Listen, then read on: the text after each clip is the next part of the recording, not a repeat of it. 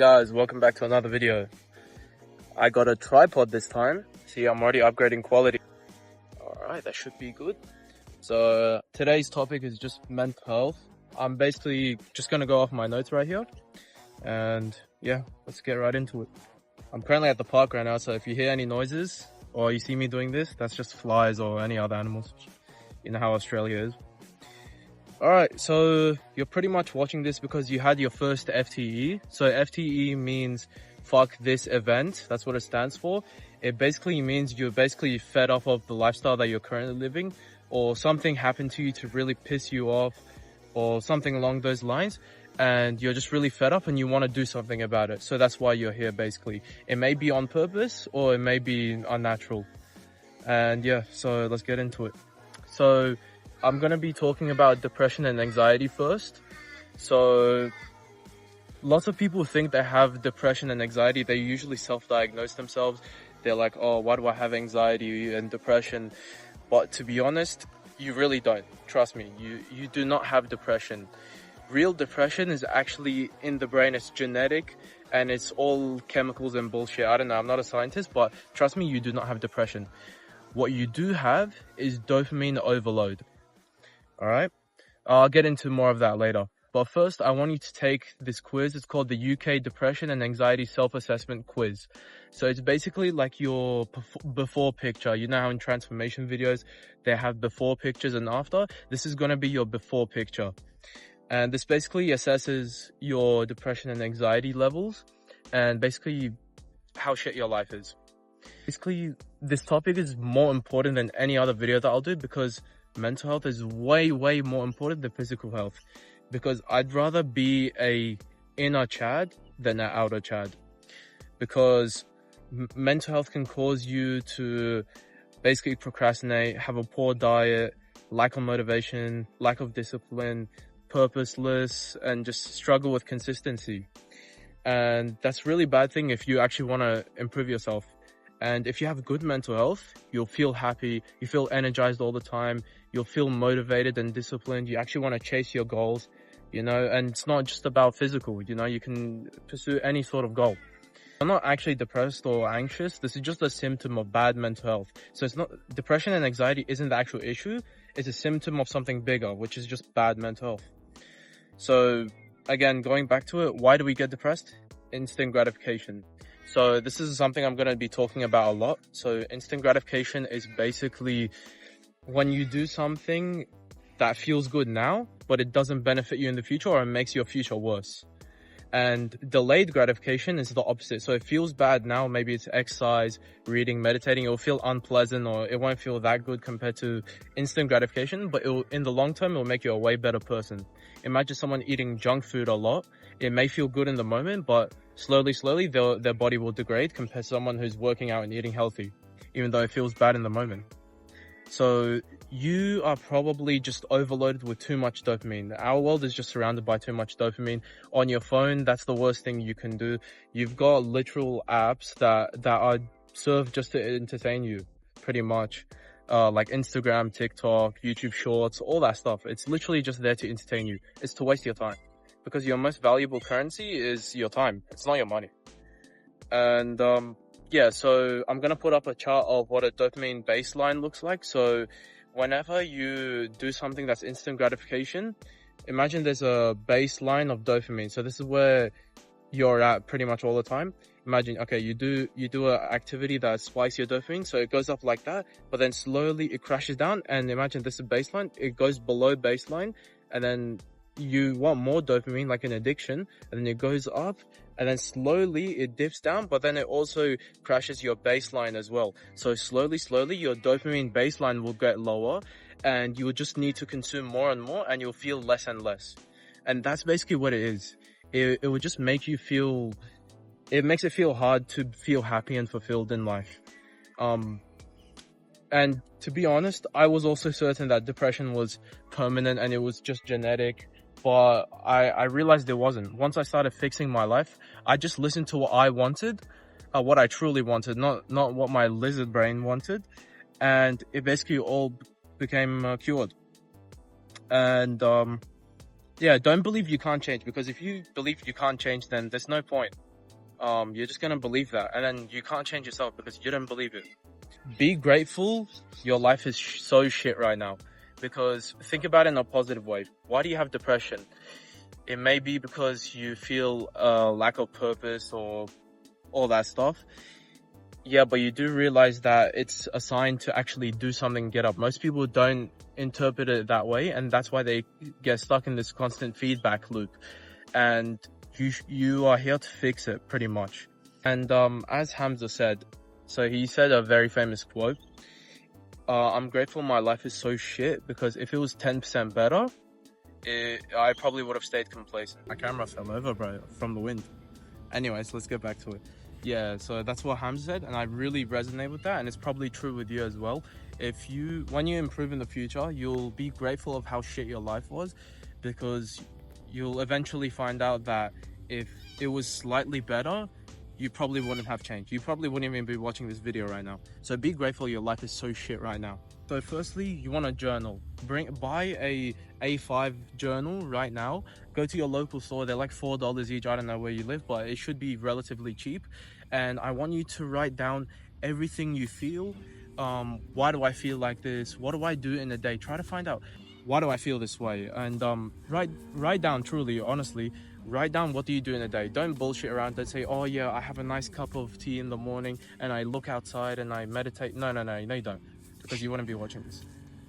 So yeah, pretty much just write down everything you do and then look at places for improvement. So let's say in the morning I scroll on TikTok. Instead of doing that, I instantly get up and I take a shower instead, replacing those bad habits with good ones. Slowly, progressively overload, which means replacing the bad things with good things, and you'll eventually start getting there.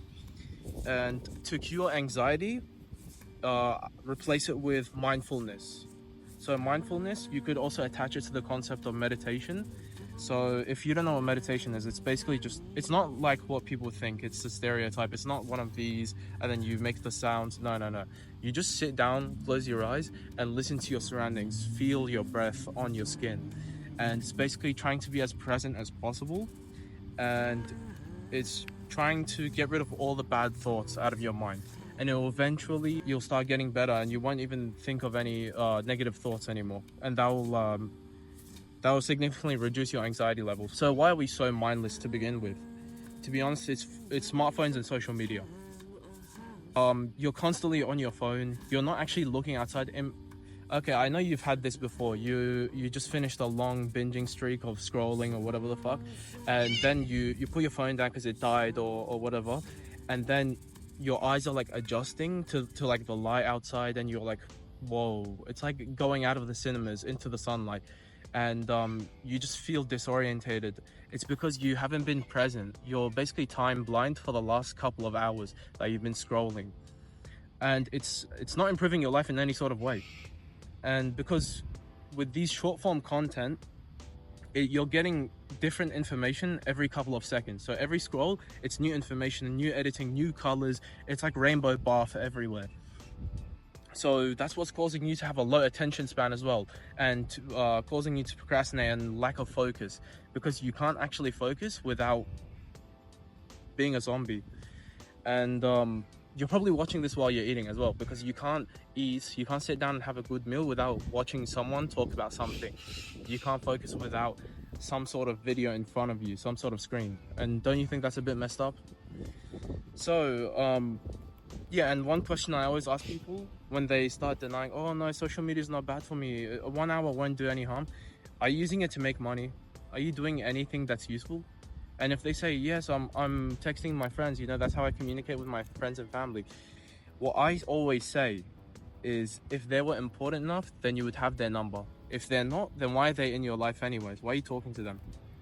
And yeah, that's just think about that for a couple seconds. And if you cope, that's your fault. That's your problem. And yeah, so my solution is take a step back for just a week, just 7 days. Take a step back, delete social media, every single type, TikTok, Instagram, even fucking Pinterest if you want, Reddit, YouTube.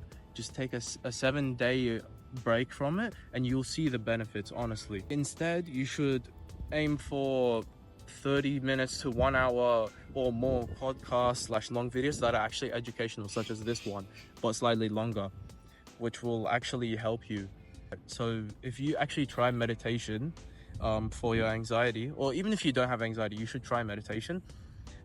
It's okay if you can't focus within the first couple weeks, to be honest, because you've been overloaded with so much information that, of course, like, imagine me telling a gym beginner to do a 2-plate bench press. Of course they're not going to do that, so you don't expect the same thing from yourself, you know.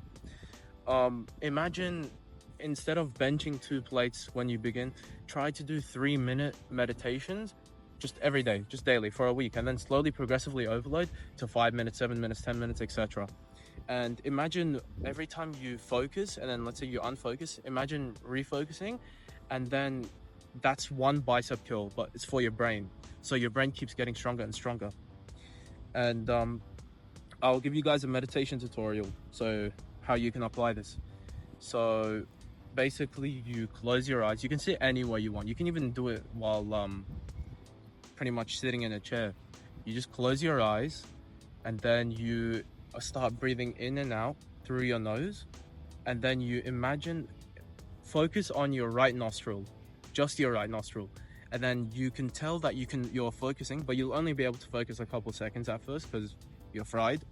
But every time you realize, oh, I'm getting sidetracked, just go back to your breath and keep doing that. Basically keep doing that until a month later or something like that, you can start doing consecutively for a couple minutes. And now I'm able to do it, like, the most I've done it was 3 hours, but that's overboard, that's way too much.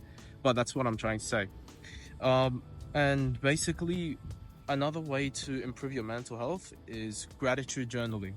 So gratitude journaling is basically when you express gratitude either with writing, or you can talk to people and just show them your gratitude. For example, let's say I look around my room and then I see my iPad, for example. You've probably never said, oh, I'm really grateful that I have an iPad for XYZ reasons. You probably have never said that for anything, to be honest. Only when you're like forced to do those school activities where you're saying, oh, I'm grateful for this school or whatever. But truly express gratitude and you'll realize how much you have in your life.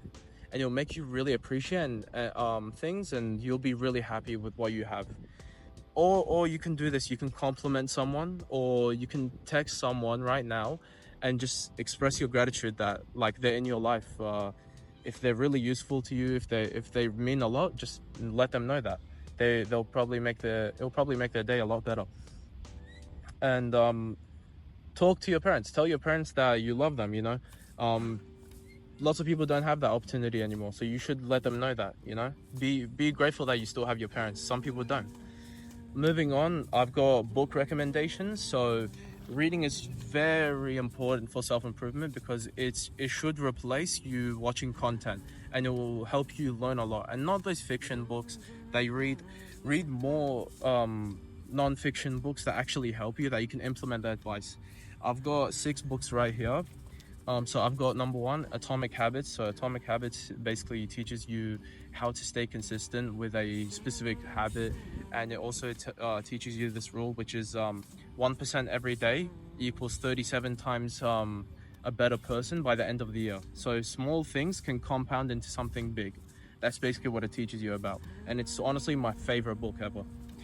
The second one is called The Like Switch. It's similar to How to Win Friends and Influence People. You can also read that. But I really like The Like Switch because it taught me a lot about body language, how to talk to people. Basically what I'm doing right now with you. And the third one is Can't Hurt Me by David Goggins. This is my second favorite book, honestly. Goggins is honestly the best person relating to discipline and willpower I've ever seen. And yeah, it teaches you a lot about how even if you start from rock bottom, you can still excel to the top. Honestly, with just willpower and discipline. All you have to do is put in your mind. Fourth one, The Subtle Art of Not Giving a Fuck. This one basically teaches you to stop giving a shit about other people's opinions and start doing your own thing. And yeah, it's a really good book, to be honest. I basically got my whole personality from that. It's a really big trait of mine to not really care what people think. That's why I started this YouTube channel. Lots of people told me I couldn't do it. Number 5 is deep work. It basically, if you struggle to study or work really hard, then this book will teach you a lot of strategies on how to focus, and it's a really helpful book for studying or even working on big projects, or on YouTube. It's a really good book.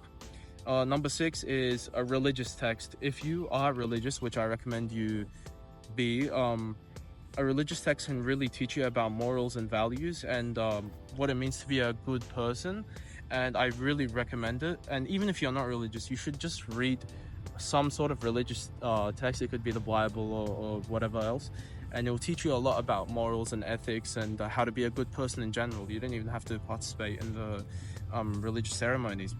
Last thing is comfort. So being comfortable basically ruins you, to be honest. Anything that has to do with comfort does not benefit you. So you got to be comfortable being uncomfortable, because doing things that challenge you literally causes growth. Because imagine in the gym, the whole principle of the gym is tearing your muscle fibers to make them regrow back bigger and stronger. That's basically what you should do with all aspects of your life, not even the gym. So yeah, that's you'll build a very disciplined mindset and life in general if you just do that. Continuing on with that, fapping or watching pornography, this is one of the worst habits, and I know you know that it's one of the worst habits. It can literally change your whole life, to be honest. Like, it's absolutely horrible. So what I like to do, instead of nofap, if you guys know what that is, nofap is like counting the streaks or days, and then if you fail, you go all the way back to day 0 or day 1. That's not a good strategy, because imagine a fat guy goes into the gym and then he's like, someone tells him, if you miss a single day, you're gonna be fat again. So he's gonna be shitting his pants, to be honest. And then if he misses a day, he's gonna feel absolutely horrible and ashamed. So you should apply that same knowledge and concept to fapping. So instead of no fap, where you go back all the way to day 0, just say, for example, I fapped once in the last week. That sounds a lot better than, I'm on day 0 or day 1 because I failed after 7 days, because you just started. So yeah, have like a table or a calendar where you just tick off the days that you don't do it, or tick off the days that you actually do it, and then count it at the end of the month. Slowly, progressively deload instead, and you can just progress like that. And what I like to do is basically stop watching porn first. So reduce your porn intake, and it's a lot healthier than quitting both, because it's going to be a lot more challenging. So tackle one thing at a time, and porn is 80% of the problem. Fapping is 20%. It's still absolutely bad for you, but porn is the main problem. So try to do that. And one tool that I love to use is a dopamine detox. So a dopamine detox is basically when you detox your brain of all the instant gratification activities that you do. So basically everything that I've told you right now, remember how I said, get rid of social media for 7 days? Imagine you do that for an extended period of time, and you just work on your goals, work on yourself. You will progress 10x compared to someone who's not on a dopamine detox. The most I've been able to do was 3 or 6 months, I can't remember, but it was so difficult, but it made me such a better man. So it's so good. And yeah, basically quit video games, quit social media, quit music. What I mean by quit music is quit degenerate music. So quit all those things. Start replacing the bad habits with good ones, the things that I've been telling you. And yeah, you should just do that. That's the key concepts for mental health. So and guys, on a final note, if you have any questions, just drop it down in the comments. And also I'll be linking my Dummy's Guide for Self-Improvement in the description, and it's also in my bio. First 100 people get it for free, and then it's permanently locked behind a paywall. So get it now before it's too late. And yeah, I hope you guys enjoyed this video. Thanks.